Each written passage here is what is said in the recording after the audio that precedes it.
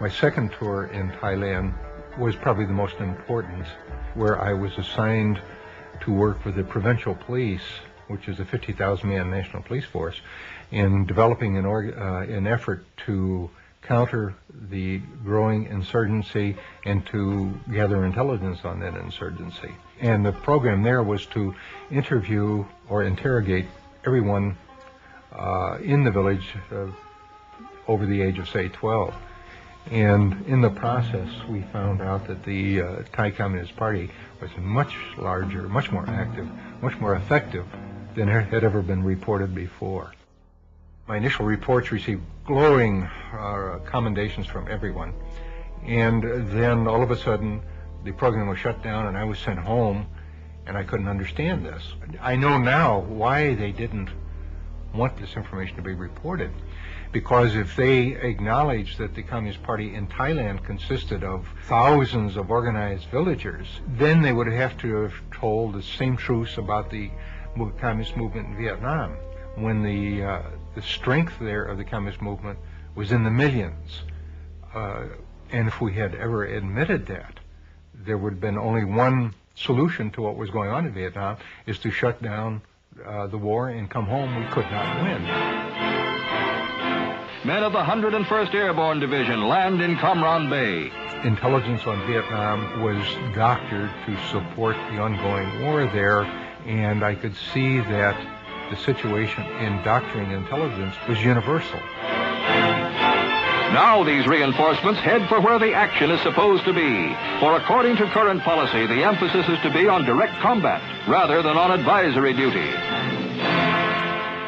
Wherever the agency had a covert action role or a policy role to implement, its intelligence was distorted, shaped, created to support that policy. It was, in many, many cases, it was nothing but fiction. I think the worst thing I was involved in was the Phoenix operation in Vietnam, a countrywide assassination program. I was part of it. This was a program started by the CIA, funded by the CIA, recruiting people for the operation, training them to go out and kill or capture the Viet Cong. I came to realize later that we were shooting fish in a barrel, that most of the Vietnamese supported the other side and we were the intruders, and the Vietnamese were fighting for their own liberation from foreign domination.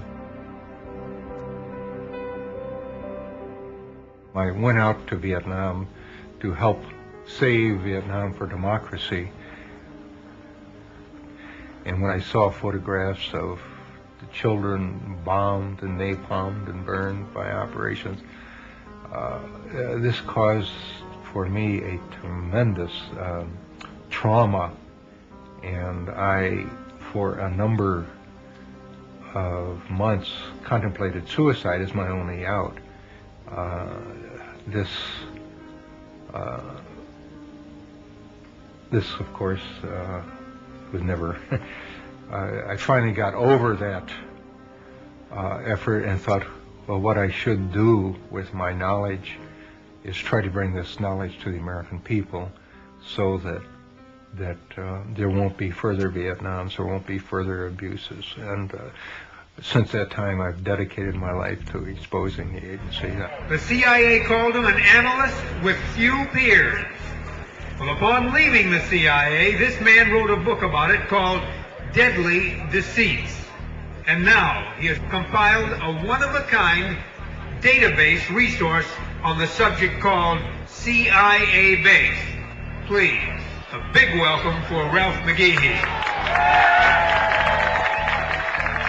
I feel that I am doing what I should be doing, and in that sense I'm happy. I am not happy in the sense that no amount of criticism of the agency, no amount of revelation of his dirty deeds, no amount of exposure of the weaknesses of the agency has weakened the CIA. But I do feel that at some point all of this is going to be impact on the awareness of the American people, and at that time there will be a an attack on the CIA. I considered myself a good spy.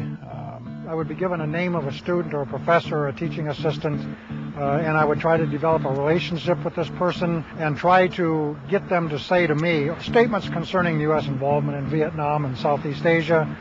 I was to infiltrate student groups to get copies of propaganda, meeting times, protest posters, this kind of thing. Your friendly spy on campus.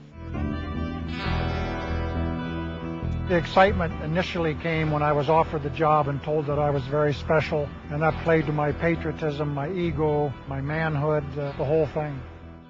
It was 30 years ago, almost this month, that I was a senior on the Iowa State University campus, ready to get my aerospace engineering degree, and wondering what I was going to do in light of the nation's deepening involvement in the quagmire of Vietnam.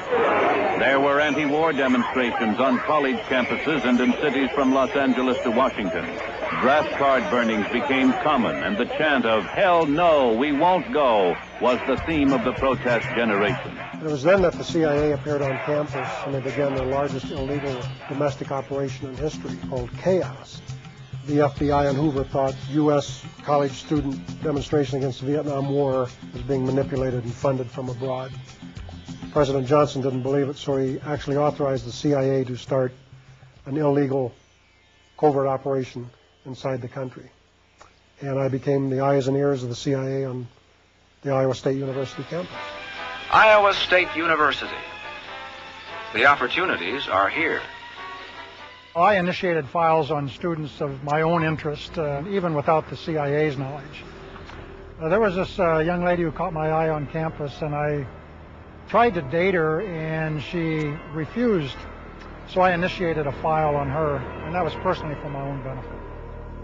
I did that for my senior year, and on graduation, I thought my responsibilities at the agency would end when I went to work for McDonnell Douglas in St. Louis. But it didn't work out that way, and eventually I was assigned to Canada.